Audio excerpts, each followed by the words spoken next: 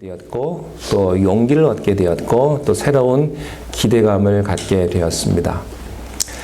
이 여자가 이렇게 말합니다. 주여, 이런 물이 있으면 나에게 주사, 목마르지도 않고 영원히 목마르지 않고 내가 다시 물 길르러 오지 않도록 해 주십시오. 이렇게 이야기를 합니다. 사람들에게는 몇 가지 공통점이 있습니다. 모든 인간이 가지고 있는 공통점은 인생이 목마르다고 하는 것입니다. 피곤하고 지치고 참 고달픈 그런 경험들을 우리가 다 가지고 있습니다. 두 번째는 또 사람들이 가지고 있는 일반적인 공통점은요, 인생이 허무하다는 거죠. 돈도 없고 또 병도 들고 그리고 사랑하는 사람과 이별을 해야 합니다. 이런 고통들이 우리들에게 있습니다. 또 하나의 고통은요, 삶은 고통이라고 하는 것입니다. 참 힘이 듭니다. 모든 것을 다 얻었지만 의미가 없고, 열심히 살았지만 인생이 참 뭐라고 설명할 수 없는 그런 부족함, 그런 지루함, 그런 따분함을 다들 경험하고 살아갑니다. 이런 고통들이 우리들에게 있는데 이 수가성에 살고 있는 이 여인에게도 예외가 아니었습니다. 그의 인생은 목말랐고 허무했고 또 고통스러웠습니다. 매 순간순간 하루하루가 고통의 연속이었습니다. 예수님은 이런 여자를 외면하지 않아보지도 않는 그런 사람들에게 예수님은 그에게 사랑을 주시고 또 존경의 마음으로 똑같이 환영하고 축복해 주셨다고 하는 사실입니다. 그리고 예수님은 이 여인에게 이렇게 말을 합니다. 내가 너에게 정말 영원히 목마르지 않는 생수를 주고 싶다. 그래서 이 여자는요, 기대감이 생긴 거예요. 정말 이런 일이 나같이 이렇게 비천하고 나같이 이렇게 부족한 이 여자에게 일어날 수 있겠습니까? 라고 말하는 것이죠. 그런데 오늘 16절의 말씀을 보면 예수님께서 병 주고 약 주십니다. 아니, 반대죠. 약 주고 병 주시는 것 같습니다.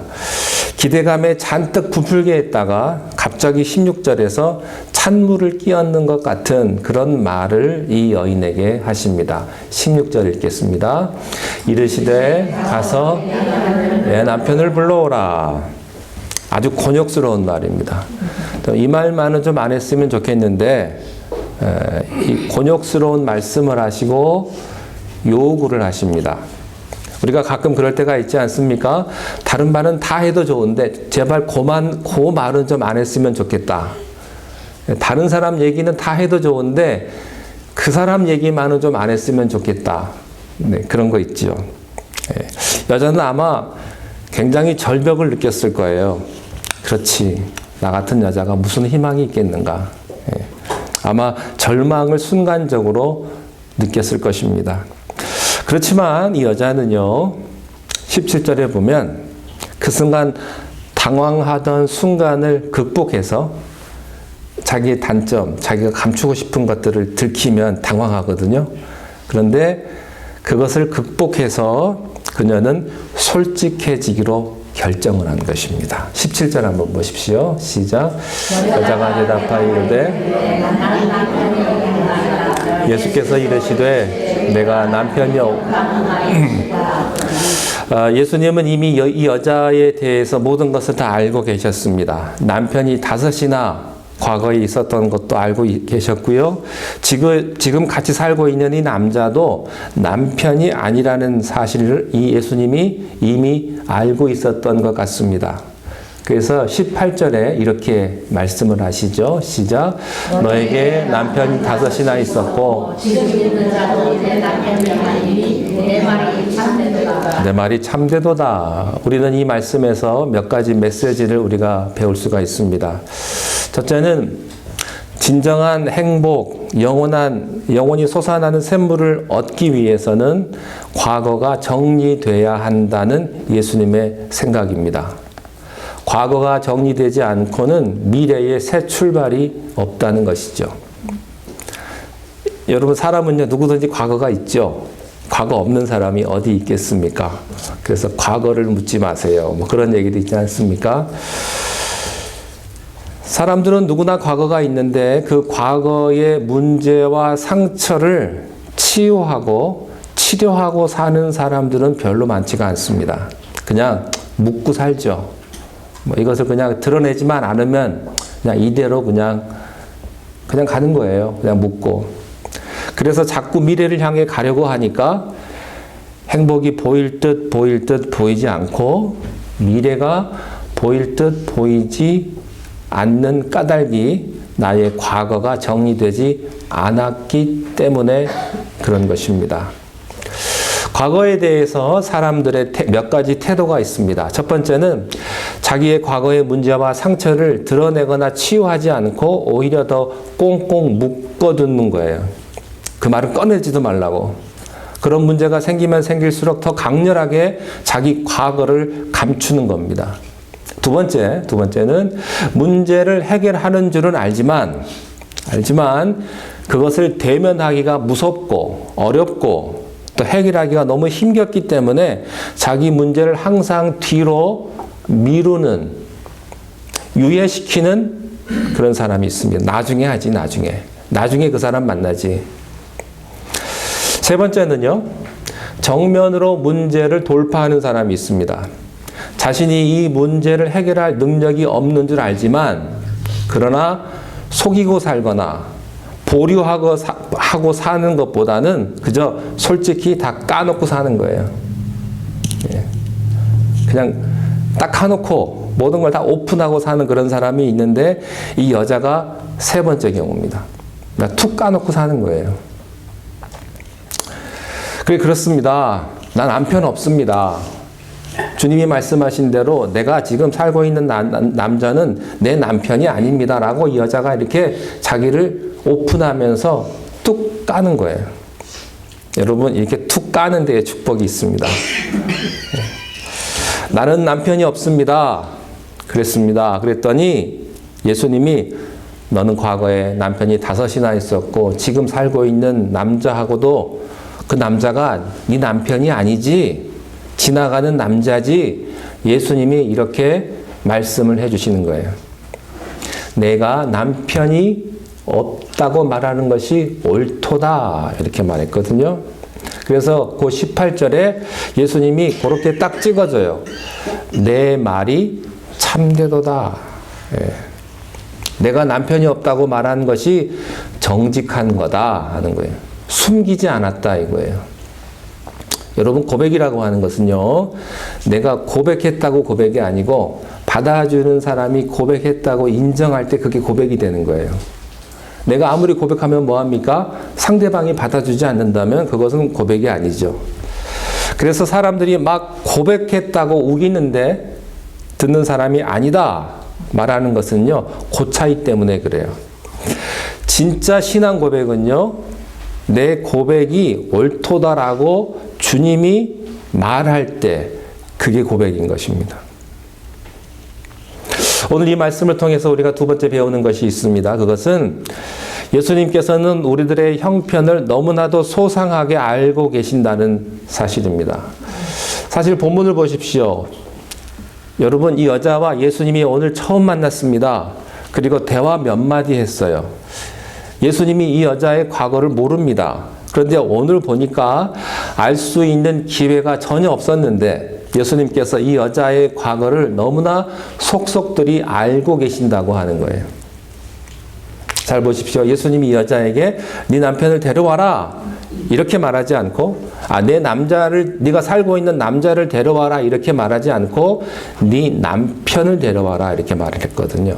정확하게 꿰뚫어 보고 여자에게 말을 하셨다고 하는 거예요. 그러니까 이 여자가 당황한 거죠. 살고 있는 남자 데리고 오라면 아무 갈등 없이 데려오면 되겠는데 남편을 데리고 오라고 하니까 문제가 생긴 거예요. 자, 여기서 질문이 있어요. 어떻게 예수님께서 이 여자와 만나지도 않았고 과거에 대한 얘기를 누구에게 들은 것도 아닌데 어떻게 이 여자의 과거를 이렇게 정확하게 잘 알고 계셨을까 하는 거예요. 이유는 간단합니다. 그분이 사람의 모습을 입고 오셨지만 그분은 하나님의 아들이시고 우리들의 구원자이시기 때문에 그분은 우리들의 과거를 다 아실 뿐만 아니라 우리의 미래까지도 다 아시는 분이십니다. 만나보고 얘기 들어서 아는 것이 아니라 만나보지도 않고 얘기하지 않고도 그분은 우리를 다 아시는 것입니다. 사랑하는 여러분, 여러분들이 예수님께 고백하지 않았다 하더라도 예수님은요, 다 알고 계시다는 사실을 기억하시기 바랍니다. 예수님께서 지금 여러분들을 다 알고 계십니다. 예, 여러분이 고백을 하건 안 하건 간에 예수님은 여러분을 다 알고 계십니다. 누가요, 나를 잘 안다. 내 과거를 잘 안다. 내가 말하는 것만 아니라 내가 생각하는 것까지, 마음에 숨겨진 생각까지도 다 알고 있다라고 생각을 할 때 우리의 반응이 어떻게 나타날까요? 첫째는요, 겁이 나죠. 나를 다 안 되는데, 예? 얼마나 부끄럽고 겁이 납니까? 예. 여러분들이 저를 잘 몰라서 지금 이러고 있죠? 저를 다 알면요, 제가 굉장히 부끄러울 거예요. 예. 부족한 부분들이 너무나 많기 때문에. 사람들이 나의 모든 것을 안다고 생각을 하면요, 부끄러워지는 거예요. 모든 사람들은. 두 번째입니다. 정반대의 반응이 나타날 수가 있어요. 첫 번째는 부끄러움과 두려움의 반응이 있는데 그분이 정말로 나를 알면 오히려 안심과 위로가 옵니다. 어차피 다 아는 걸 이제는 숨길 게 없어요. 숨길 게. 예. 과거에는 숨기느라고 그렇게 애를 썼는데 예, 보면요, 남편을 그렇게 속이는 부인이 있고요, 예, 부인을 그렇게 속이는 남편들이 있더라고요. 예, 일종의 숨바꼭질이죠. 그런데 다 알면 숨길 게 없으니까 오히려 편한 거예요. 안심이 되고 위로가 되는 것입니다. 나를 아는 사람, 나를 다 아는 사람을 만나면 세 번째 반응입니다. 진짜 믿음을 가질 수가 있습니다. 여러분, 감춘다고 하는 것은요, 모르는 사람에게 감춘다는 게 의미가 있지 않겠습니까? 근데 나를 다 알고 있는 사람한테 내가 감춘다는 것은요, 오히려 속보이는 일 아니겠습니까? 그 사람이 모르는 줄 알고 지금 내가 계속해서 쇼를 하고 있는 거예요. 말도 바꾸고 그런 것이죠. 아는 사람의 입장에서는 다 뻔히 알고 있는데 계속해서 말을 바꾸고 거짓말하니까 분명히 어제 무슨 일이 있어가지고 약속을 못 지켰는데 다른 일 때문에 못 왔다고 그렇게 말을 계속해서 하면 그 사람을 또 교활하게 보겠죠. 간사하게 보겠죠. 다 아는데. 그렇지만 나를 몰라서 사랑하는 게 아니고 나를 아시면서도 나를 사랑한다면 나는 도대체 자랑할 만한 것이 없고 나는 허물밖에 없는데 이 허물들을 다 아시면서도 나를 사랑한다면 나는 감동받을 수 없는 거예요. 감동받을 수밖에 없는 거예요. 나를 다 아시고도 내가 죄인인 것처럼, 죄인이 아닌 것처럼 우리 주님은 나를 만나주시거든요. 그래서요, 내가 죄가 많은데 죄가 없는 사람인 것처럼 하나님께서 나를 대해 주신다면 그것은 정말 충격인 거예요. 어떤 사람은요, 만날 때 속으로 다 깔고 내가 당신 다 알아 이러고서는 이러고서 만나는 사람도 있거든요. 이러고 만나는 거하고는 다른 겁니다. 예수님은 나를 다 아시고도 우리를 죄인이 아닌 것처럼 만나주시고요. 그래서 굉장히 충격을 받는 것입니다. 자, 19절 보겠습니다. 시작.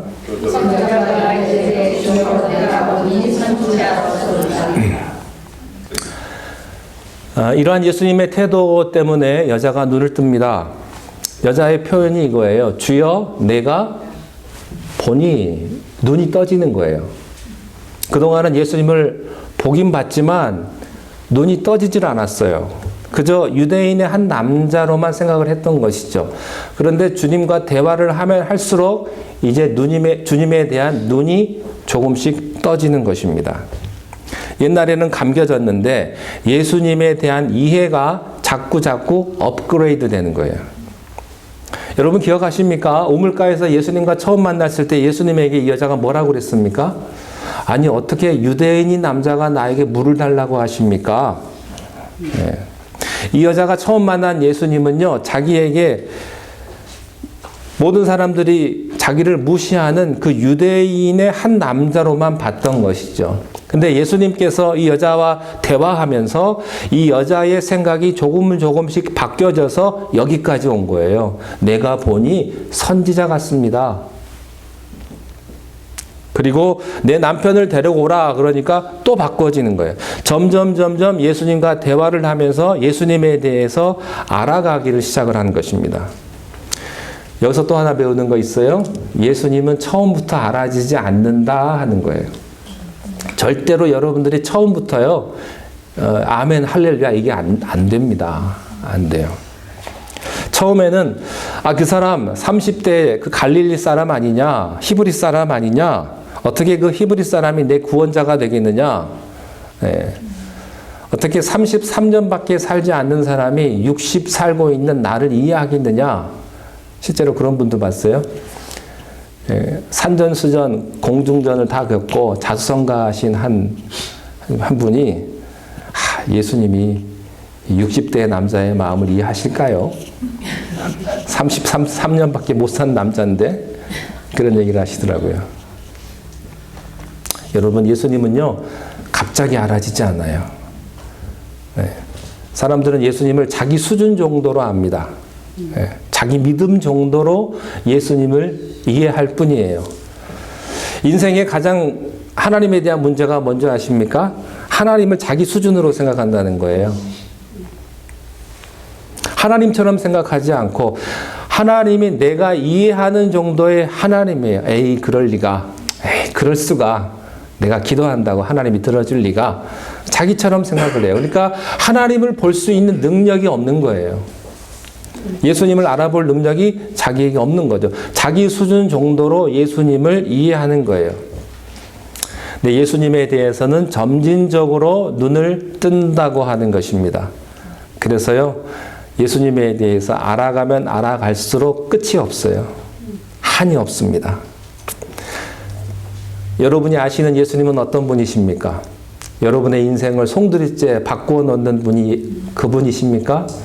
아니면 저 멀리 2000년 전에 그저 왔다가 사라진, 아니면 성경 속에 갇혀있는 그런 분이십니까? 이 여자는요, 예수님이 선지자보다 조금 나은 분 같다, 여기까지 왔어요. 자, 20절 보겠습니다. 아주 중요한 게 있습니다. 20절 시작. 우리 조상들은 이 땅에서 예배하였는데 있다 하더이다. 이 여자의 화제가 달라졌다는 겁니다. 예수님과 이 여자의 대화의 토픽이 뭐였죠? 처음에? 물이었어요. 물이 문제였어요. 먹는 물. 근데 예수님에 대해서 눈을 뜨고부터는 화제가 물이었는데 이제 예배로 바뀌어진 것입니다. 저는 여러분의 관심과 화제가 바뀌어지기를 바랍니다. 아멘. 무엇을 먹을까? 무엇을 입을까? 사람 만나면 가정, 생활, 직장, 일, 돈 얘기, 맨날 이런 것만 얘기하다가 좀 화제가 고상해지기를 바랍니다. 이 여자가 그랬어요. 이 여자가 순식간에 대화의 내용이 달라진 거예요. 여러분, 대화의 내용은요, 내가 누구를 만나느냐에 따라서 대화 내용이 달라지는 거예요. 여러분 만나시는 분은 어떤 사람이에요? 가만 보세요. 내가 만나는 사람하고 대화의 수준이 달라지는 거예요. 누구랑 대화하느냐. 어떤 사람은요, 맨날 만나면 누구 흉만 보고 비방만 하고 비판만 하고 자꾸 과거 얘기만 하는 사람이 있어요. 근데 어떤 사람은 만나면요, 감사한 이야기, 축복된 이야기, 항상 미래에 대한 이야기만 하는 사람이 있어요. 저는 여러분의 관심이 여러분의 과거에만 가지 않고 여러분의 미래를 볼 수 있기를 바랍니다. 내가 상처받은 사람, 나에게 상처 준 사람 다 과거예요, 과거. 과거에만 있는 사람은요, 미래로 갈 수가 없는 거예요. 여러분이 하나님을 상대하잖아요? 그러면 하나님처럼 돼요. 그런데 여러분들이 마귀를 상대하면 마귀처럼 됩니다. 누구를 상대하느냐? 예. 여러분이 물질 속에 빠져 있으면 여러분의 생각은 온통 물질이에요. 이것밖에는 관심이 없는 거예요. 주식이 올랐나 안 올랐나 하루 종일 그것만 보고 있고, 여자의 화제가 달라졌어요. 희망이 생기기 시작한 거예요. 이름도 없고 사랑과 존경을 한 번도 받아보지 못했던 이 여자가 하나님의 아들 예수 그리스도를 만나고 나서 그 여자가 물 길르러 왔던 화제는 다 온데간데 없어져 버리고 이제 그 여자는 예배에 관심이 집중되기 시작했다고 하는 겁니다. 여러분, 우리가 어떻게 우리의 삶을 좀 더 업그레이드, 우리의 삶을 좀 더 새롭게 할 수가 있겠습니까? 이 여자를 통해서 우리가 또 두 가지를 배우게 됩니다. 첫째는요, 예수님과의 끊임없는 대화예요. 자, 보십시오. 예수님하고 처음 만나가지고 몇 마디만 하고 헤어졌다면 아무 일도 안 일어났을 거예요. 여인이요, 물 좀 주시겠소? 이렇게 라고 얘기했을 때 여자가요, 툭 쳐버리고 무시하고 가버리면 그걸로 끝이에요. 아무 일도 일어나지 않아요. 왜 그런 사람들 많잖아요. 뭐 얘기 좀 하자고 그러고, 예수님 얘기 좀 하자고 그러면, 교회 좀 나오자고 하면 그냥 툭 쳐버리는 사람. 진전이 안 되는 거예요. 끊임없이 말씀을 들으셔야 됩니다. 설교를 들으셔야 돼요. 교회에 오셔야 되고요. 다른 교회의 모임에 오셔서 말씀을 들으셔야 돼요. 예. 끊임없이 들으셔야 돼요. 제가 매일 아침마다 메시지를 보내드리고 있는데, 보내드리면서도 제가 좀 갈등이 있어요. 제가 들어도 이거 한 얘기 또 하는 것 같고, 얼마나 은혜가 될까. 그래서 굉장히 또 민감해져요. 많이 들으시면, 이거 많이 들으시면 어떡하지? 또 너무 적게 들으면, 내 말씀이 은혜가 없었나 보다. 괜히 약호 죽기도 하고. 여러분, 예수님에 대해서, 하나님에 대해서 다 안다고 착각하지 마세요. 예수님을 자꾸 만나셔야 돼요. 말씀을 자꾸 들으셔야 돼요. 그 얘기가 그 얘기 같아도 들으세요. 자꾸 들으셔야 돼요. 예. 예. 이 여자는 예수님과 계속해서 대화하는 가운데 자기도 모르는 사이에 육체적인 대화에서 영적인 대화로 올라갔다는 거예요. 그래서 계속해서 여러분들이 성경을 읽으셔야 됩니다. 그분을 만나셔야 돼요. 이해되지 못해도 자꾸 만나다 보면 여러분의 눈을 뜨게 된다는 사실을 이 여인을 통해서 우리가 알 수가 있습니다. 생각을 해보세요. 보통 사람도 아니고 하나님인데 어떻게 금방 이해가 되겠어요? 그죠? 하나님 이해하는데 평생 걸릴지도 몰라요. 아니, 평생 걸려도 하나님 다 이해 못할 수도 있지요. 그러나 하나님은요, 그만한 가치가 있는 분이에요.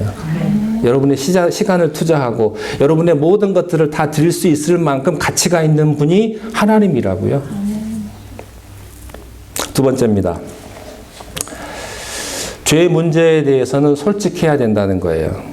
이 과거의 문제, 사람들이요, 자기의 상처를 건드리면요, 몸서리 쳐요. 누구든지. 싫어해요. 화를 내요. 왜? 아프니까. 히브리서 4장 13절 말씀에 보면 이렇게 되어 있습니다. 지으신 것이 하나도 그 앞에 나타나지 않음이 없고 우리의 결산을 받으신 이의 눈앞에 만물이 어떻게? 벌거벗은 것 같이 드러나느니라. 여러분, 숨길 수가 없습니다. 하나님 앞에서는 여러분은 벌거벗은 사람이라고요. 내가 내 자신은 속일 수는 있지만 하나님은 못 속여요. 그분은 만물이 벌거벗은 것처럼 다 알고 계시기 때문에 속인다 안 속인다가 의미가 없는 거예요. 하나님 앞에서는. 고백한다 고백하지 않는다도 사실은 의미가 없죠. 그분은 다 알고 계시기 때문에. 내 모든 과거의 아픔, 상처를 주님 앞에 드러내야 돼요. 이 여자의 축복이 여기에 있었습니다. 한 가지 더 이 본문에서 우리가 배울 수 있는 게 있는데요. 그것은 이 여자가 자기의 과거를 예수님이 아셨는데 고백을 했죠. 다 드러냈습니다. 그런데 사람한테는 안 했다는 것을 유념하십시오. 네. 예수님의 제자들에게 한 얘기가 아니고요. 공공연하게, 공공적으로 많은 사람들 앞에 이 죄를 고백하지 않았다는 거예요. 이 죄의 고백은 예수님에게 했다고 하는 게 중요합니다. 어떤 종교를 보면요, 죄를 사람한테 고백하는 종교도 있습니다. 아니에요, 사람이에요. 그거 함부로 하면 안 됩니다. 죄는 예수님에게 직접 고백하십시오. 사람한테 할 필요가 없어요. 물론 사람한테 잘못하는 것은 그 사람한테 가서 고백을 해야 되겠죠. 근데 또 이런 사람도 있다고요. 사람한테 잘못해놓고 하나님한테 가서 잘못했다고 그러고 그 사람한테는 잘못했다고 안 하는 사람이 있어요. 그 사람한테 잘못했으면 그 사람한테 가서 미안하다고 해야죠. 그 사람한테 잘못했으면 그 사람 앞에 가서 쏘리 해야 되고요. 하나님 앞에 잘못한 것이 있으면 하나님 앞에 가서 쏘리 해야 되는 거예요.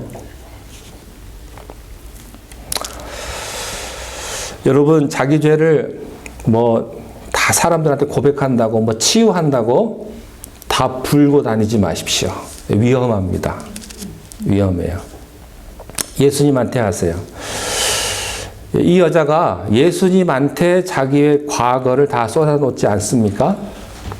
그것은 축복이었습니다. 죄를 고백하는 것은 축복의 시작입니다. 하나님 앞에 정직한 것은요, 은총의 시작입니다. 로마서 3장 10절 말씀에 보면 시작, 기록된 바 의인은 없나니 하나도 없으며. 그렇습니다. 이 지구상에 존재하는 어떤 사람도 의인은 없어요. 한 사람도 없다는 것입니다. 다 죄인입니다. 그래서요, 죄인이기 때문에 죄의 삭은 사망이요, 모든 사람은 다 죽을 수밖에 없는 거예요. 그렇지만 하나님의 선물이 있다, 하나님의 은총이 있다는 거예요. 그게 영생입니다. 여기에 희망이 있습니다. 로마서 8장 1절 2절 말씀을 함께 보겠습니다. 시작. 그러므로